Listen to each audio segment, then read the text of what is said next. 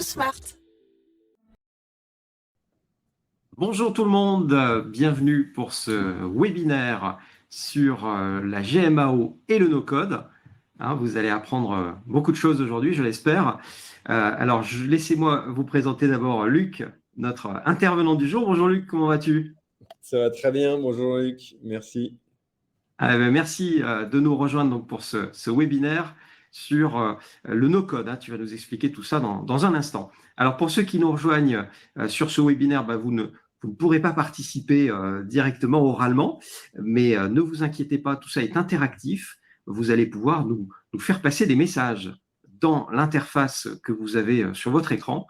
Vous allez pouvoir chatter avec nous, nous envoyer des petits textes courts, nous poser des questions. Et n'hésitez pas parce qu'on va prendre des questions tout au long de ce webinaire. Et vous allez également participer à des sondages. Voilà, donc les sondages, on va les lancer pendant cette session. Il y en aura 5. Donc préparez-vous à répondre. Allez, sans plus attendre, je vous présente donc Luc de la société TooSmart. Alors, moi-même, Jean-Luc Sanjosé, également, société Devoman, pour ceux qui ne connaissent pas encore, j'anime les équipes commerciales. Alors, Luc, est-ce que tu peux te présenter?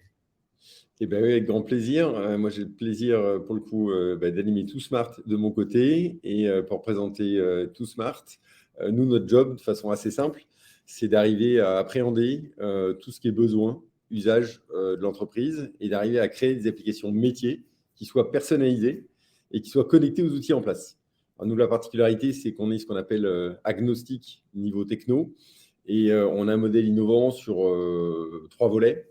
Premier volet, c'est qu'on est sur des applications sur mesure qui reposent sur les technos innovantes dont tu as parlé tout à l'heure, qui sont le no-code. Le deuxième, c'est l'approche totalement orientée sur les process et l'usage. C'est-à-dire qu'on fait de la production d'applications, co-construction avec l'ensemble des clients et des équipes métiers de nos clients. Et on a un business model qui est sans investissement au départ, puisque c'est nous qui portons la veste et donc tout rentre dans l'abonnement. Voilà. Et ça nous permet, pour le cas de ce matin, d'intervenir sur la partie GMAO en venant enrichir avec la mise en place de workflows qui seront spécifiques, que ce soit sur de la collecte, que ce soit sur de la consignation, sur de la mise à jour de données ou tout un tas d'autres sujets.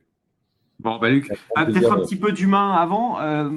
TooSmart, c'est combien de personnes? Vous êtes basé où?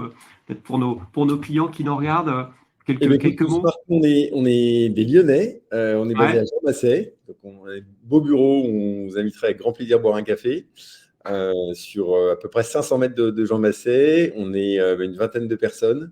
OK. Et un gros passif sur le côté techno depuis une vingtaine d'années et sur le côté no-code maintenant depuis 3 ans, dédié sur cette activité. Donc, on a en interne deux profils, soit les makers, qui du coup, eux, sont les développeurs.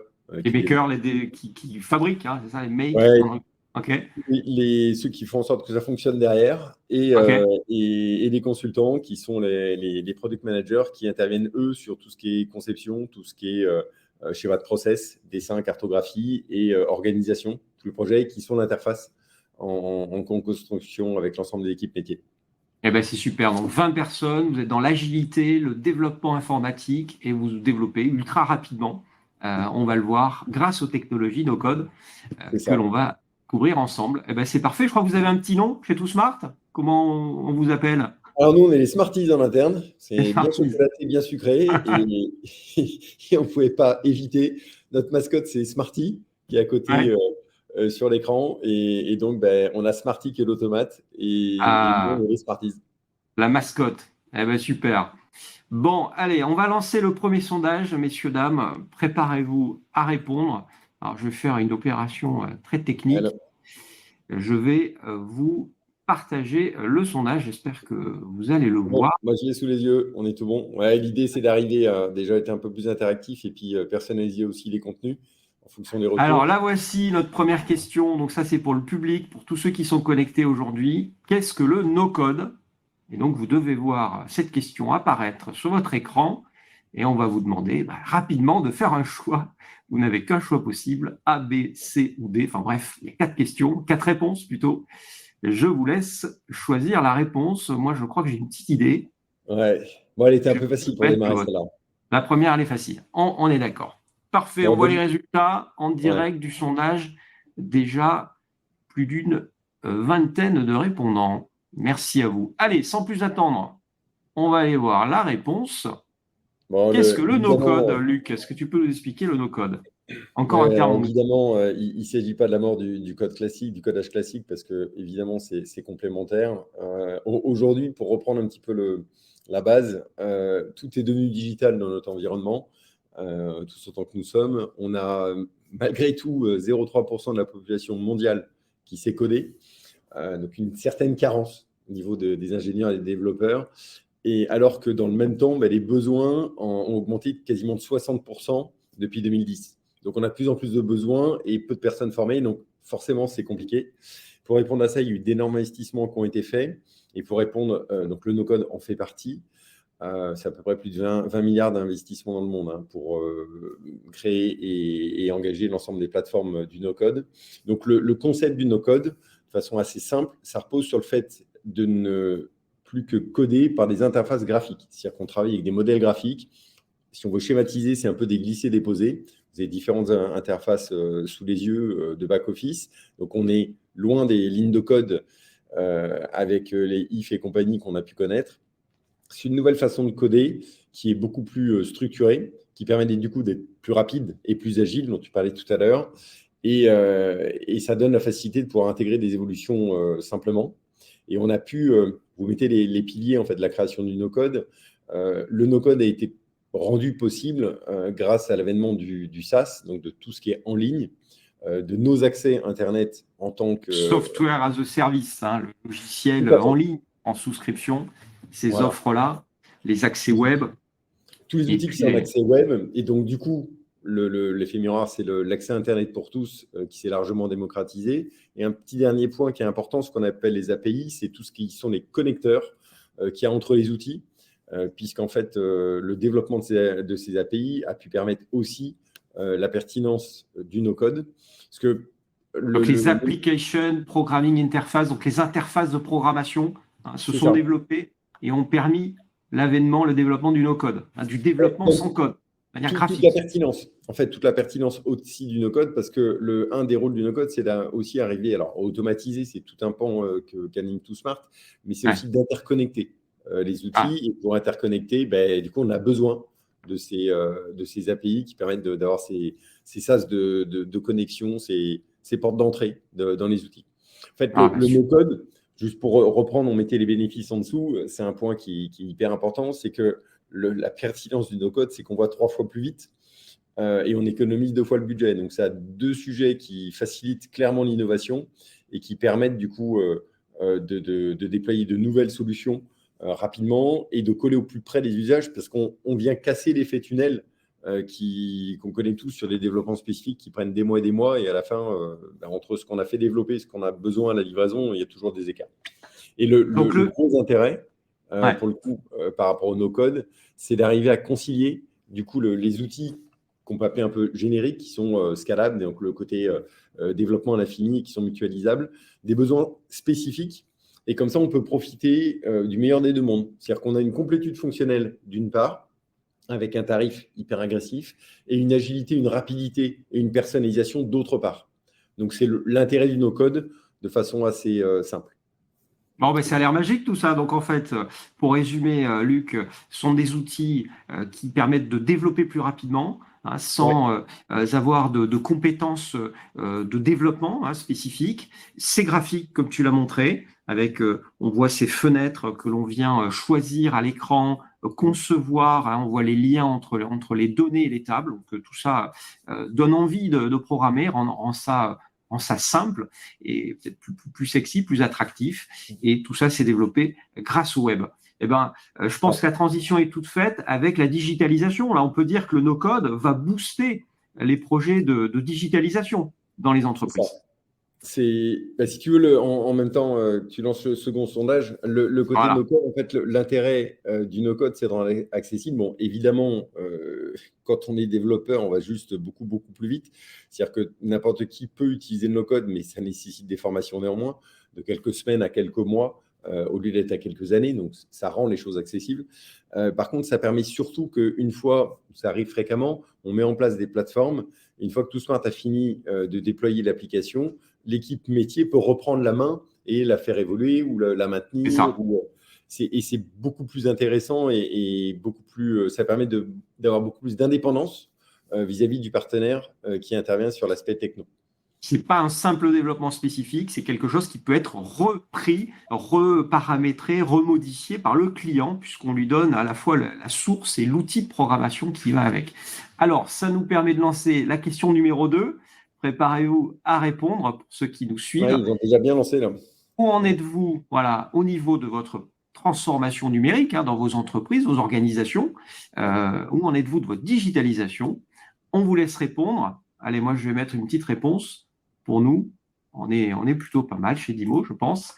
Et voilà, ça y est, c'est fait. Merci pour ce sondage numéro 2. Alors, Ah, on bah, c'est très bien.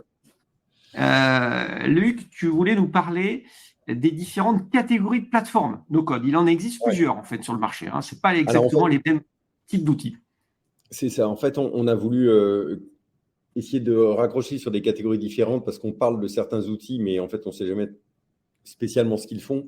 On a du coup des tableurs ultra puissants. Airtable fait partie des piliers de la communauté du no-code qui D'accord? permet d'avoir un Excel en puissance exponentielle. On a tout ce qui est outils d'automatisation avec en tête de liste les Zapier et les Make, anciennement Integromat, qui permettent Alors, justement de jongler avec ce qu'on disait tout à l'heure sur le côté API, c'est-à-dire qu'on vient se connecter sur l'outil, ça nous permet de connecter les outils. Quand on voit sur le sondage que les entreprises avancent beaucoup en silo dans l'entreprise, on n'a pas de vision haute et on n'a pas du coup d'interconnexion entre les outils. Donc, le no-code permet de faire ça efficacement. Et on a trois autres catégories. La plateforme de gestion de travail globale qui va combiner et les documents, les feuilles de calcul et de l'automatisation avec Notion et Coda. Et des outils de développement. Power Apps est largement répandu et Microsoft connu. Power Apps.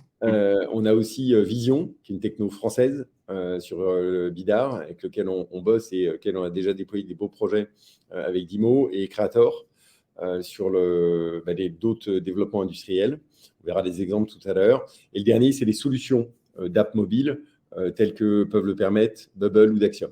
Donc en fait, l'idée, c'est qu'avec cette multiplicité de plateformes, on peut gérer des bases de données, on peut créer des workflows de travail spécifiques, on peut les automatiser, on peut créer des connecteurs pour optimiser les flux entre les applis, et on peut modéliser des interfaces utilisateurs qui soient efficientes. Donc, c'était les différentes répartitions qu'on voulait vous proposer pour y voir un peu plus clair sur toutes les technos qu'on voit derrière du no-code. Il y a déjà une grosse densité d'applications différentes. Eh bien, écoute, ça donne envie, Luc. Merci de nous avoir présenté donc, ces catégories. On va passer maintenant au cas concret. Mm. Tu vas nous montrer des exemples de réalisation autour de la GMAO d'ailleurs. On peut C'est ça. enrichir la GMAO avec des solutions ad hoc développées en no-code rapidement, de manière agile. Est-ce que tu as besoin que je lance un troisième Ouais, sondage? lance-le sur les applications mobiles pour Voilà, on va tout aller ce qui est stylo questionner maintenance. nos clients juste avant de voir donc, le premier cas concret. On va vous faire participer encore une fois. On va vous poser la question suivante. Avez-vous des applications mobiles pour vos équipes de maintenance aujourd'hui? Voilà la question. Alors, ça peut être des applications mobiles, pourquoi pas celle de la GMAO ou d'autres, ou peut-être des réalisations que vous avez essayé de faire vous-même. Voilà. Allez, on vous laisse quelques instants pour répondre à cette question. Voilà, moi, je ne sais pas quoi répondre. Je ne me sens pas Ah, ben, concis c'est un quand peu même. obligé quand même. Allez, on y va. C'est parti, c'est répondu. On va passer au premier cas concret. Luc, tu vas justement nous parler d'une application mobile que les équipes de ToSmart ont développée à base de nos codes et qui vient Ouais, rendre alors des là, services. en mobilité. Alors, de quoi s'agit-il? Alors, les consignations, c'est un sujet qui revient beaucoup, en fait, tout ce qui est mise en sécurité. Là, l'exemple que vous avez, c'est plusieurs groupements de BTP sur des grands chantiers, que ce soit les percements de tunnels ou des métros. Quelques-uns, un dernier à Lyon récemment, qui utilisent DIMO d'ailleurs sur la GMAO. L'enjeu, c'était de créer une appli mobile qui permettait de dématérialiser tout le processus de consignation qui était fait sur papier, pour le coup, historiquement. Donc, il y a tout un processus de décharge de responsabilité, puisque il y a des questions d'éléments, d'équipements alimentés, où forcément, il y a des interventions. Il faut évidemment consigner. Quand vous avez un routeur de 20 000 volts à déplacer tous les 250 mètres, déplacer le rouleur, il y a un petit peu besoin de mettre en place de la consignation de la sécurité. Dans tout le process, on peut appeler les gammes aussi. On a également développé une solution pour éditer et archiver un rapport de consignation en format PDF sur lequel il peut y avoir des signatures. On peut totalement être interactif dans le sujet et on peut démarrer de l'équipement ciblé dans la base de données. Et dans le workflow qui a été mis en place, il y a jusqu'à trois profils de personnes différentes avant d'aboutir au résultat.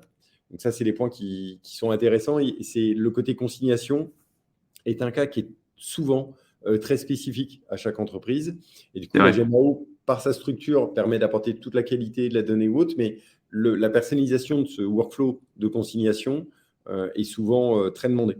Donc, c'est pour ça qu'on voulait vous faire ce point. Alors, on a mis beaucoup de cas pour vous projeter et concentrer ce webinaire sur des exemples concrets.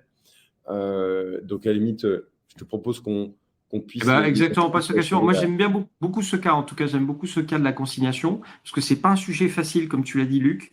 Nous, on savait pas vraiment comment l'appréhender en GMAO. Donc, pour l'instant, on n'a pas de fonctionnalité de consignation dans la GMAO, parce que c'est un processus qui peut être très complexe et on voulait pas faire quelque chose de trop complexe. Donc, voilà une réponse spécifique à un client avec donc une application mobile no-code qui est complémentaire à l'outil GMAO et qui d'ailleurs vient se connecter à la GMAO et interagir avec la GMAO et donc remplace un processus papier. Alors, deuxième cas concret, Luc, tu voulais nous parler de numérisation de plan.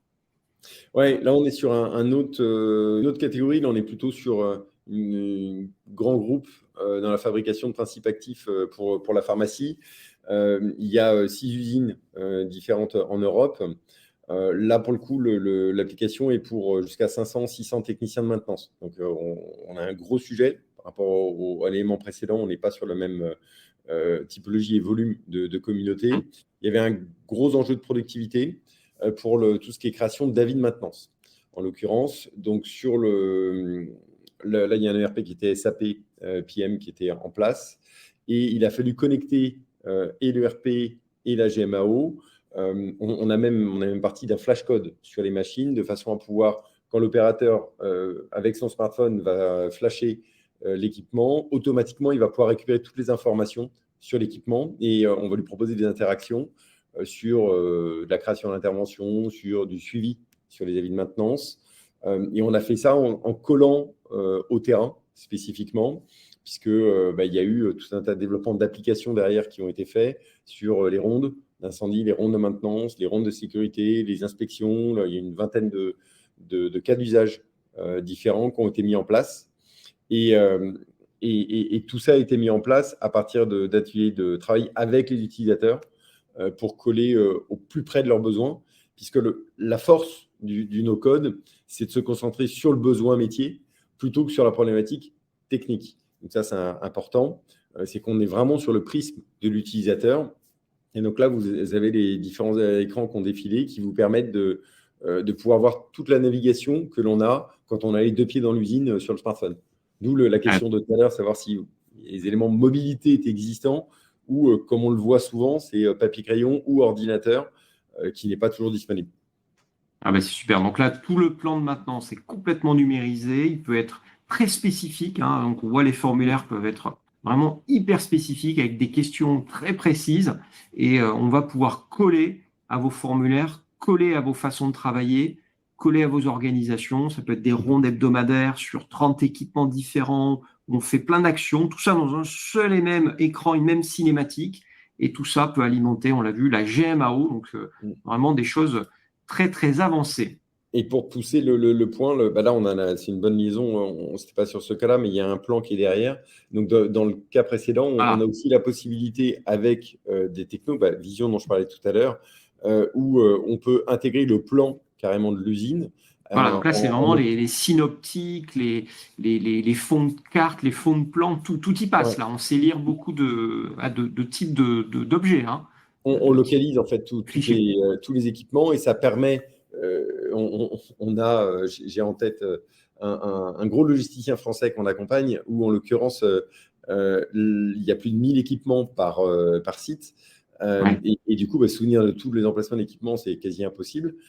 Et du coup, en fait, via le plan, on a un moteur de recherche et quand on rentre l'équipement, c'est l'application qui nous dit où est l'équipement et qui nous reprend tout le déroulé. Donc, on passe par la possibilité d'être aussi par le plan ou par une recherche. Donc comme ça, on a le meilleur, encore une fois, des deux mondes sur les sujets. Donc, plan des usines, plan des installations, plan des lignes de machines, les entrepôts, tout. Alors, on va pouvoir géolocaliser l'équipement Ouais, et venir faire une intervention dans son contexte graphique, c'est ça. euh, directement Là, sur. le cas qu'on a présenté là, c'est sur un angle de qualité de la donnée, en fait, puisque là, on est sur un enjeu de convergence de données Oui, sur une entreprise française en géothermie, tout ce qui est étude des sols, où là, il y avait un cas de relevé de mesure terrain qui ah, permet ok. de venir tester la capacité du sol, enfin, à pouvoir construire sur le sol. Donc là, il y avait un gros enjeu de productivité, de digitalisation de collecte, puisque c'était tout papier en intervention. Et que quand on dit papier en intervention, ben, on a aussi les intempéries et tous les risques climatiques qui font que le papier ne supporte pas toujours. Entre les pertes de papier et la détérioration des papiers, ben, les données n'étaient pas super efficaces à chaque fois, puisqu'on est à l'extérieur, donc toutes les intempéries viennent jouer aussi dans le process. Donc en étant digital, ça a permis justement de pouvoir avoir une meilleure saisie de tout ce qui est mesure, de tout ce qui est relevé. Là, c'est les opérations de forage ou autres, hein. Donc, du coup, l'application permet de faire tous ces relevés, de récupérer tous les paramètres, de prendre des photos aussi, et de pouvoir sur les photos mettre des centres d'intérêt. Et le gros point aussi, ça a été de pouvoir répondre à une problématique assez fréquente en industrie, c'est le problème de connectivité, puisque l'aspect Oui. offline est souvent très présent. Alors, on l'a aussi dans le retail, hein, en l'occurrence, mais sur les terrains, on est souvent en zone blanche et on a besoin d'avoir une techno qui permet de le faire. Et aujourd'hui, le no-code, il répond parfaitement. C'est-à-dire qu'il suffit de synchroniser en amont juste son application, d'aller directement faire son opération sur le terrain, même sans réseau. Et quand on reprend le réseau, bah, ça se resynchronisera. Ça, c'est les Ouais. points qui sont hyper évolués. Pour montrer la puissance Donc, de feu du no-code aujourd'hui, on n'a pas de point limitant sur ce sujet-là. bon, bah, c'est très bien. Donc, on pense à toutes ces données du plan, le jumeau numérique aussi, hein, de Mm. vos équipements, de vos bâtiments, le BIM, hein, la maquette numérique, ces sujets-là, vous allez pouvoir les aborder très facilement avec les outils no-code. Alors, on va passer au cas suivant. Alors, Alors, justement, on juste a un avant de petit passer sondage pour y à ce renvoyer cas, on d'ailleurs. va vous poser la question. Voilà, justement, est-ce que vous avez aujourd'hui des certifications, hein? Allez, je vous envoie le sondage. C'est bientôt fini pour les sondages, ne vous inquiétez pas. On vous fait travailler encore un petit peu. Est-ce que vous avez aujourd'hui des certifications au sein de votre organisation aujourd'hui? Je vous laisse donc répondre à la question et on va passer justement à ce cas de la certification. Alors ça c'est intéressant, le cas de la certification qui peut aussi être géré et soutenu, encadré, piloté avec le no-code. Alors tu vas nous en parler, Luc. Alors, là, on a pris le cas de la certification MAS. On a d'autres cas sur les certifications C'est CAIOI. quoi la certification MAS? Alors, Rappelle-nous. MAS, en fait, c'est la certification qui intervient depuis qu'on a eu un petit problème avec AZF. Donc, quand une entreprise doit intervenir sur un site chimique, aujourd'hui, elle Ouais, doit être ce qu'on appelle MASée. C'est-à-dire qu'elle répond à la site certification MAS.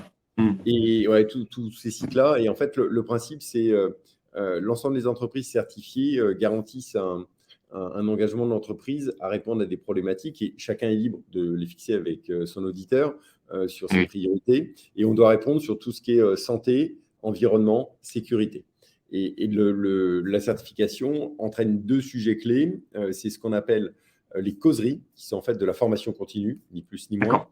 et les audits. Et en fait, sur le chantier, on a des regroupements pour faire des causeries sur des points clés, c'est-à-dire qu'on a une liste. Là, le cas, il y a eu 85 cas de causeries en l'occurrence, qui sont du coup tous catégorisés, savoir si c'est la sécurité, la santé, l'environnement et autres. Et des contenus sont figés et les chefs de chantier doivent former l'ensemble des personnes présentes sur ces sujets et faire des retours sur les points clés, les retours terrain. Et quand il y a un retour sécurité, tu te doutes qu'il faut être hyper réactif.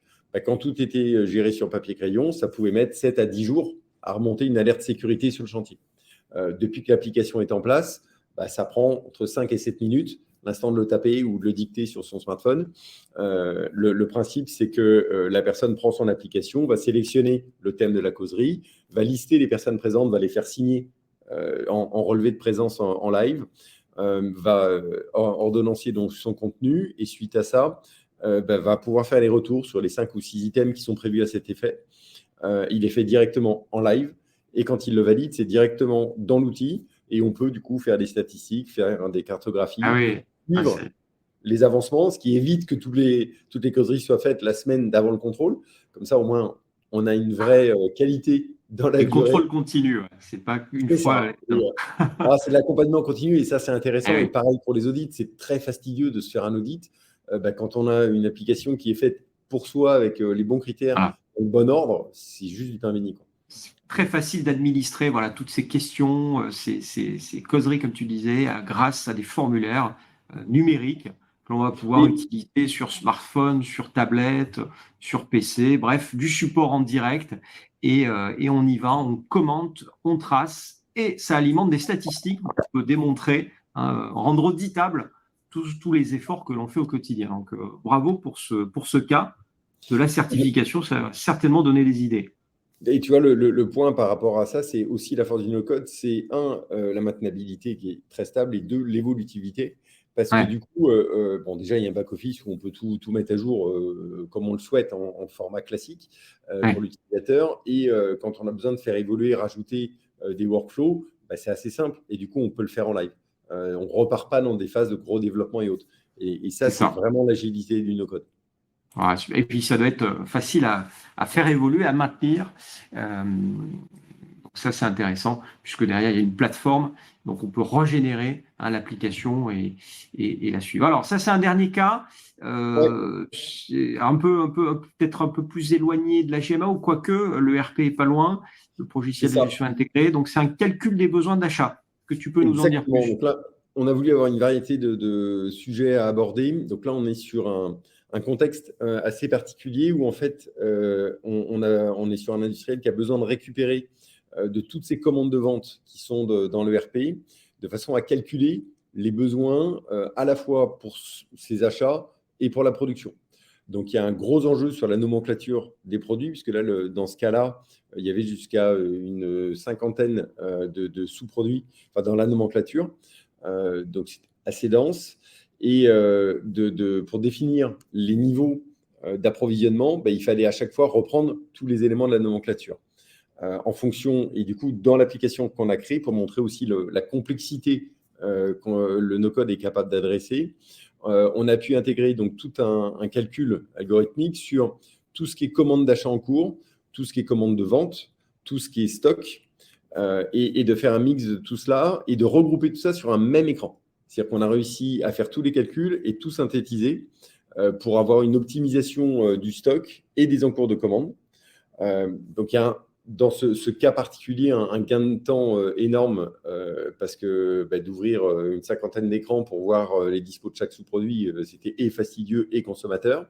Et du coup, ça a aussi arrêté tout ce qui pouvait être erreur humaine puisque l'ordinateur fait ce qu'on lui dit et n'a pas d'interprétation ou d'erreur ponctuelle. Donc, ça a amélioré très largement tout ce qui est qualité de données pour augmenter la gestion. Et on a même rajouté un autre sujet qui est le prix de revient unitaire. C'est-à-dire qu'ils avaient le fichier Excel un petit peu autonome Ouais. dans l'entreprise. Tout a été regroupé et on a pu automatiser tout le calcul de tous ces prix de revient pour sortir un état propre par produit en intégrant l'intégralité de tous les sous-produits. Eh ben, c'est top. Encore un autre cas. Donc, ça donne envie. On voit que le no-code permet de produire des applications sur mesure très rapidement. Et d'ailleurs, on parlera aussi des temps. Tu nous parleras des temps de développement, de tout ça. Donc, on a vu qu'on pouvait dialoguer avec plusieurs sources de données. Hein, on peut aller dans le RP, la GMAO, dans d'autres outils. Hein. C'est vraiment quelque chose qui va être interopérable. Hein, ces solutions sont interopérables. Donc, voilà les cas concrets qui ont été vus. Alors maintenant, on va vous demander votre préférence ou par quoi vous commenceriez si vous deviez vous lancer dans une application no code. Est-ce que c'est sur des sujets voilà, que vous avez en tête ou est-ce que c'est sur un des cas concrets que l'on a vu? Gestion des consignations, je rappelle, c'est la mise en sécurité des équipements avant de réaliser des interventions. Process très papier là, qui a été numérisé.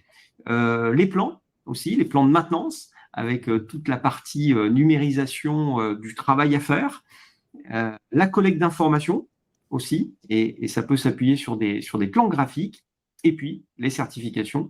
Alors, on a vu quelques exemples, on vous laisse répondre si vous avez une préférence, et on va regarder les réponses. Alors, maintenant, ce qu'on aimerait faire, c'est une partie un peu plus participative, c'est répondre aux questions des auditeurs. Alors, vous avez à votre disposition, vous avez utilisé les sondages, mais vous avez aussi une partie questions. N'hésitez pas à formuler dans le panneau des questions une question que vous Parfait. voudriez Je vois poser. qu'Enguerrand a pu répondre en live à la question de Manon, donc ça c'est cool. Merci Enguerrand. Donc c'est sur les types de plans qui peuvent être intégrés, sur lesquels Manon nous demandait quelles étaient les typologies des plans. Donc en l'occurrence, on a tous les formats d'images PNG, SVG. Ouais. Qui Donc, sont... on peut prendre un plan papier qu'on scanne, ça peut être ça, et on en fait un Oui, fond, tout à fait. un On peut fond de prendre des plan plans de image. masse. On peut en effet le faire, puisque après, on va venir zoner, positionner. Donc oui, c'est possible. Donc, Et ça peut être de l'AutoCAD, ça peut être des plans 3D vectoriels que l'on a récupérés. Ça aussi, on sait lire avec tout à l'application fait. Tout ce qui est no-code. DWG ou autre. Mais l'enjeu enfin, il faut un plan de qualité pour Ouais. une question d'expérience derrière, parce que sinon, forcément, le rendu sera moindre et du coup, l'expérience sera plus complexe pour l'utilisateur. Bon, alors je vois une question de Jeanne qui nous demande quel est le délai moyen de réalisation d'une application no-code. Alors peut-être que tu veux t'appuyer sur un des exemples que l'on a vu, je ne sais pas Luc, mais comment ça se Ouais. passe? Peut-être qu'il y a des phases d'ailleurs, phase d'analyse, phase de développement, de test, est-ce que c'est agile, tout ça, bref. Quel est le délai moyen quand tu Alors, t'intéresses à un cas client? le délai moyen, il est très simplement, soit on a une situation connue sur un process bien défini, et dans ce cas, on va être entre 2 et 3 mois de développement. Donc, ça permet d'avoir un délai très court sur le développement. Et dans les cas de sujet, je pense au dernier cas qu'on a présenté, là, le sujet est quand même très touffu et nécessite une grosse structuration en amont. Donc, on a une phase d'étude. Chez TooSmart, on a mis en place ce qu'on appelle le process Thinking Smart, qui permet de venir dessiner un schéma de process, de venir ou cartographier un système d'info, ça dépend des problématiques. Et cette phase d'étude, en fonction des dispos de chacun, c'est des ateliers en direct live avec les métiers. Donc, on a pour 1 ou 2 mois. Et après, on rentre directement en production d'application, puisque on a le plan de la maison, entre guillemets, avec les zones d'optimisation et les zones souvent où on voit toutes les opérations manuelles qui sont faites et on ne se rend pas compte quand on les fait au quotidien du nombre. Mais quand on les schématise et qu'on les dessine tout de suite, ça impacte un peu le plus. Donc Donc, c'est graphique, c'est ça. Donc il y a un travail d'analyse, d'écoute du client. tout On fait une maquette graphique de ses besoins, c'est ça. à Et, fait. euh, et ensuite, on rentre dans la phase de réalisation ensuite. Exactement. Donc, phase de réalisation, nous, on compte en sprints, grosso modo, sur les sprints d'1 mois. On a entre 2 et 3 Occurrences. sprints en fonction des projets. C'est pour ça que je donne entre 2 et 3 mois de réalisation. Ouais. Notre enjeu est de coller au plus près du besoin. Donc, du coup, c'est d'arriver à être hyper efficace sur la mise en œuvre. Et tu es capable, dans ces phases intermédiaires que tu appelles les sprints, à ces itérations, de présenter au client déjà une première aperçu avant d'enclencher le suivant? Ouais, toutes les semaines, on fait des points hebdo et toutes les semaines, on arrive à avancer avec le métier directement où ils peuvent utiliser l'application et la voir se construire. On part d'un principe tout bête, c'est que le no-code permet cette agilité et que comme pour des travaux qu'on peut faire à domicile, très physiques, quand on a fini de tout rénover la pièce et qu'on doit déplacer un élément, il faut tout refaire derrière. Alors que quand on est en plein travaux, qu'on déplace l'élément, au final, on n'a pas fait le reste. Donc, ça ne se voit pas et ça ne gêne pas. Dans la construction de l'application, c'est pareil. On va redonner tous les éléments au fur et à mesure de façon à pouvoir adapter au fil de l'eau. Et puis, il y a des choses qu'on demande. Et puis, quand on les voit en live, on se dit « Ah oui, mais en fait, j'aurais préféré comme si. » Ça permet de le faire tout de suite. Donc ça, c'est un des points d'activité très, très fort du no-code. Donc, c'est vraiment une nouvelle façon. On n'est pas dans un tunnel long de développement. On a des résultats. C'est très graphique, très rapidement. Et toutes les semaines, on voit l'avancée de son besoin en conception. Donc, 2-3 mois, j'ai retenu de réalisation en moyenne sur des applications no-code, comme les cas concrets que l'on a vus. Alors, question suivante de Martin Ekman, que je salue d'ailleurs. Bonjour Martin. Alors, quels ERP avez-vous déjà intégrés autour des solutions no-code en termes de connexion? Là, on a cité SAP. Est-ce qu'il y en a eu d'autres? On pense à QAD, y en a-t-il eu d'autres? Oui, il y en a eu beaucoup d'autres. Alors, on n'est pas que sur de l'ERP pur, on est aussi sur des Salesforce, par exemple, qui sont des grosses CRM que certains utilisent en ERP. Donc, ça en fait partie. Donc, on a à la fois le côté CRM, à la fois le côté ERP.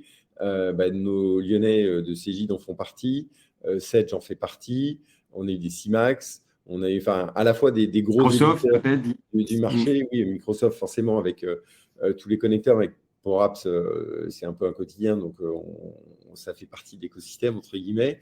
Mais on a assez large. De toute façon, dès qu'un ERP à ce dont on parlait tout à l'heure, qui sont les API, on peut se connecter avec.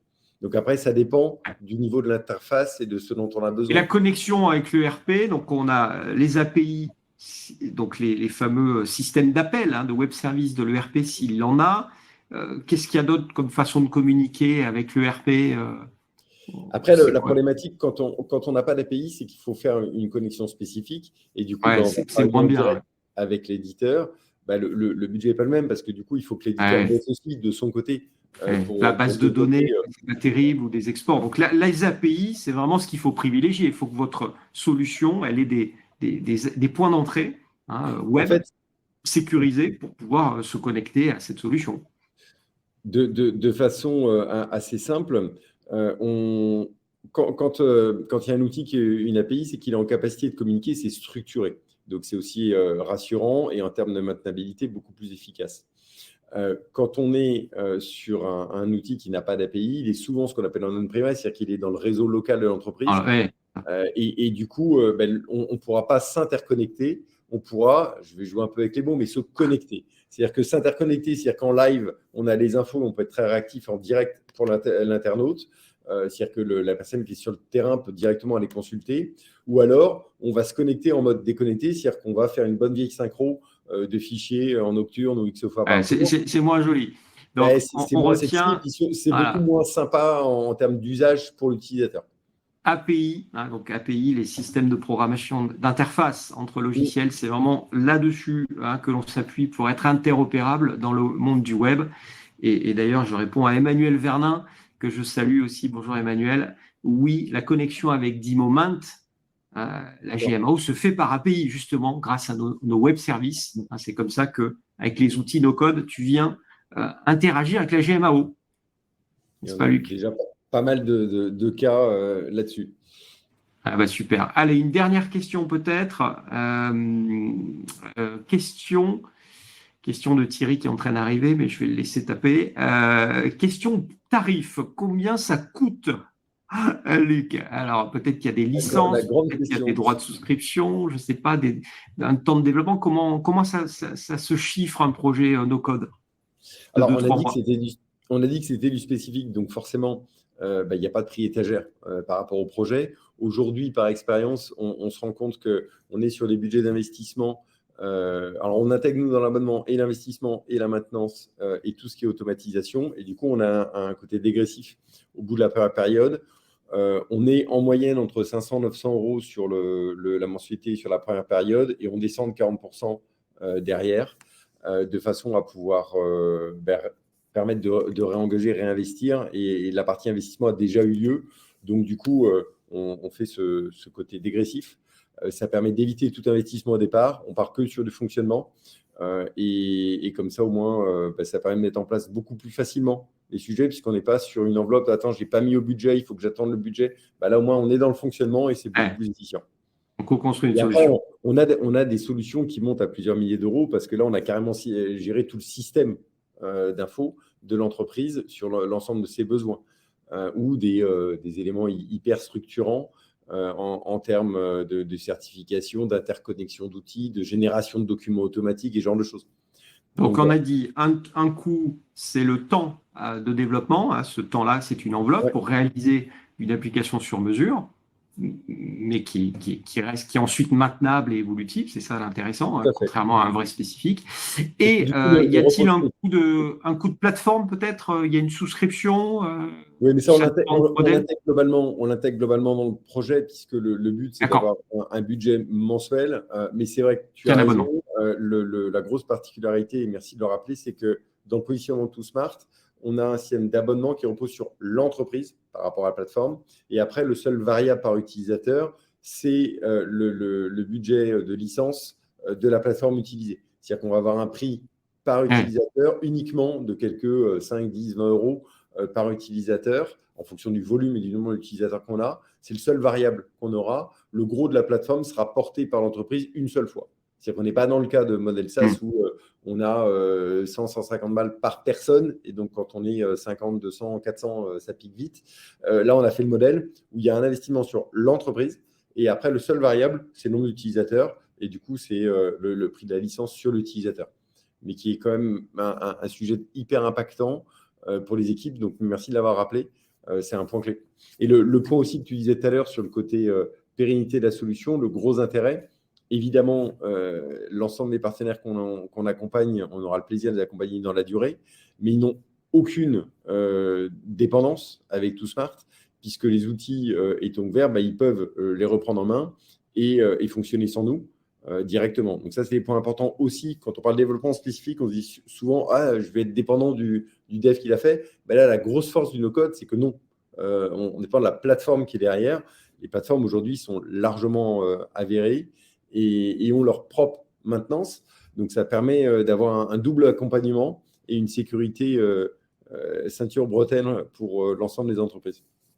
C'est top. Merci beaucoup, Luc, pour tous ces apports, toutes ces explications sur le sujet du no-code. On a déjà d'ailleurs dans le chat, je salue Thierry Texier. Bonjour à vous. On a déjà donc un client intéressé qui a levé la main. Moi, je veux aller approfondir les consignations. Donc, eh bien, on vous proposera rapidement un échange constructif sur le sujet avec grand plaisir. Merci, Luc. D'avoir été l'intervenant aujourd'hui de cet atelier. Est-ce que tu as quelque chose à dire en conclusion avant de partir? Qu'est-ce que tu voudrais dire? Est-ce qu'il y a une chose à retenir très importante? La force du no-code, c'est d'accompagner un peu, c'est comme la règle du dernier kilomètre en logistique, c'est-à-dire que là, on va pouvoir digitaliser le besoin métier spécifique, le faire de façon clé en main. Et même demain, ceux qui le souhaitent peuvent le récupérer en interne, le faire évoluer en interne. Les outils sont faits pour ça. Et ça, c'est un énorme pivot par rapport au codage qu'on avait avant, où on avait un outil sur l'étagère, il fallait le prendre tel qu'il est, ou un développement spécifique où je n'ai pas la main. Là, on est vraiment sur le mélange des deux mondes. Et je crois que c'est le point clé à retenir pour le no-code. Très bonne image, je retiens, Luc. Donc, le no-code, c'est un peu le dernier kilomètre de la transformation numérique. Quand on a des progiciels, il manque toujours un petit quelque chose entre les progiciels. Et c'est le no-code qui va permettre peut-être de finir le système d'information, de l'enrichir et de supprimer tous ces papiers et de numériser. Merci, Luc. D'avoir été là ce matin, aujourd'hui. Merci à tous ceux qui nous ont suivis et qui ont répondu activement au sondage. Très, très bonne journée à tout le monde et à bientôt. Bonne journée, à bientôt. Au revoir à tous.